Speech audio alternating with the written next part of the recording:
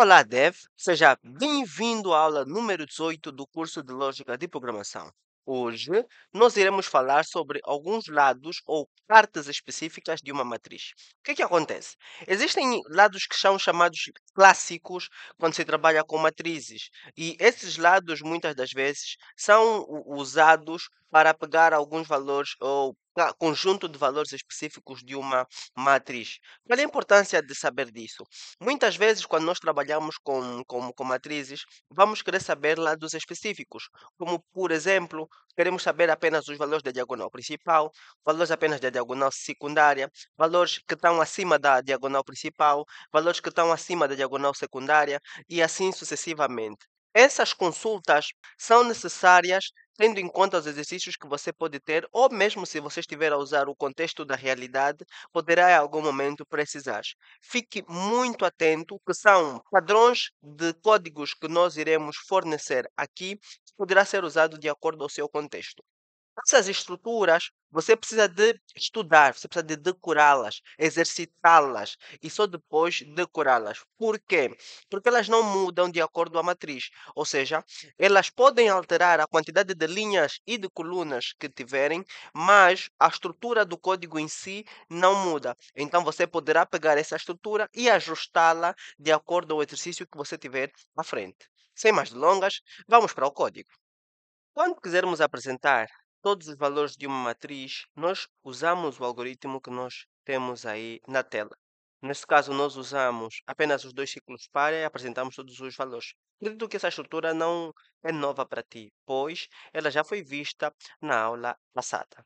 Então, executando esse algoritmo, cujos valores já foram atribuídos, nós conseguimos ver aqui que nos foi apresentado todos os valores da matriz. Nesse caso, as quatro linhas e quatro colunas, sem exclusão de valores alguns. Ou seja, apresentamos todos os valores da matriz. E quando queremos apresentar a diagonal primária, ou também chamada diagonal principal, nós usamos o algoritmo que nós temos na tela. Nesse algoritmo, nós temos uma condição, e a condição tem que garantir que sejam apresentados os valores onde a linha e a coluna são iguais, ou seja, onde o contador da linha e o contador da coluna são iguais. Dessa maneira, irá apresentar os valores da diagonal principal. Vamos para o código e ver como é que funciona. Para essa estrutura, nós podemos aqui executar e vamos ver que são apresentados os valores da diagonal principal. Os valores da diagonal principal são aqueles onde a linha e a coluna são iguais.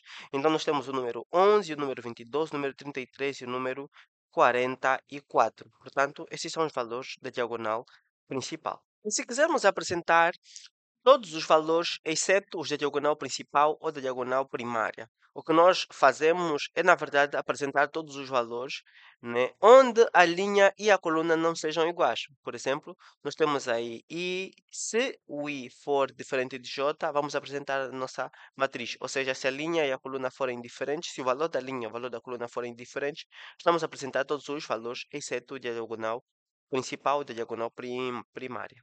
Vamos para o código. Vou, portanto, executar o nosso código e apresentar os valores, não é, menos os da diagonal principal ou da diagonal primária. Vou executar e nós conseguimos ver que temos o número 12, mas não temos o número 11, que é a diagonal principal.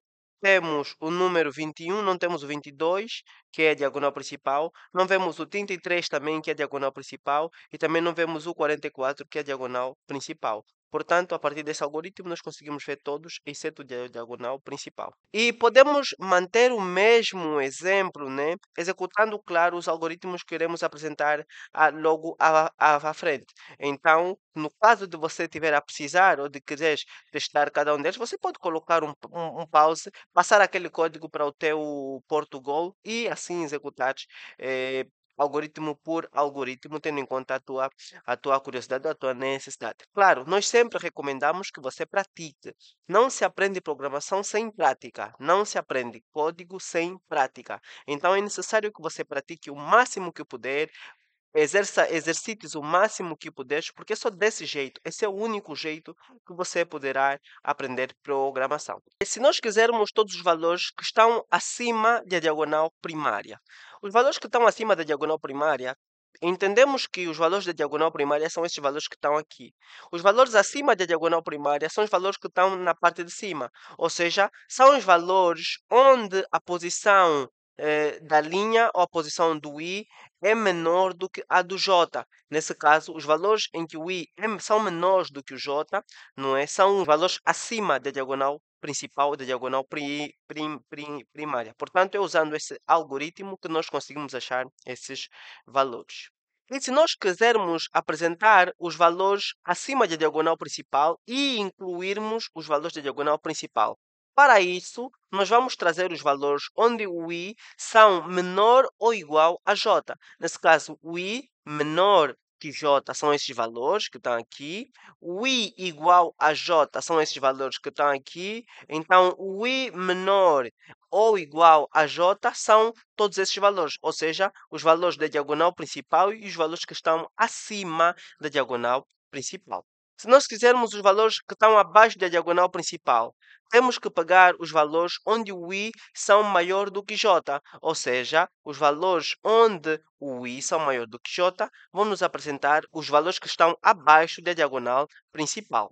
E, naturalmente, se nós quisermos os valores que estão abaixo da diagonal principal e incluirmos a diagonal principal, temos que pegar os valores onde o i é maior do que j, nesse caso são os valores que nós temos aqui, e também pegarmos onde o i é igual a j, que são esses valores que estão aqui. Então, se nós colocarmos o i maior ou igual a j, vamos pegar os valores que estão abaixo da diagonal principal e os valores que estão na diagonal principal. Diagonal secundária. A diagonal secundária é a diagonal transversal ou contrária à diagonal primária. Ou seja, a diagonal primária é a linha que corta neste sentido e a diagonal secundária ela corta neste sentido. Para pegarmos os valores que estão na diagonal secundária, como é que a gente faz? Nós temos a seguinte condição. Se o valor de i mais j for igual ao valor da coluna menos 1, nós estamos perante os valores da diagonal secundária. Se os valores de i mais j for igual à coluna menos 1, nós estamos diante da diagonal secundária. Portanto, quando nós colocamos essa condição, será-nos apresentado todos estes valores da diagonal secundária. Se quisermos apresentar todos os valores, exceto os da diagonal secundária, só temos que pedir que o i mais j seja diferente da coluna menos 1. Tá? Já que quando ela for igual, ela vai nos trazer a diagonal secundária. Quando ela for diferente, vai nos trazer todos os valores, exceto os valores da diagonal secundária. Se nós quisermos apresentar os valores que estão abaixo da diagonal secundária, temos que pegar os valores de i mais j, tem que ser maior ou iguais à coluna. Ou seja, se o i mais j for maior ou igual à coluna, nós vamos pegar todos os valores que estão abaixo da diagonal secundária.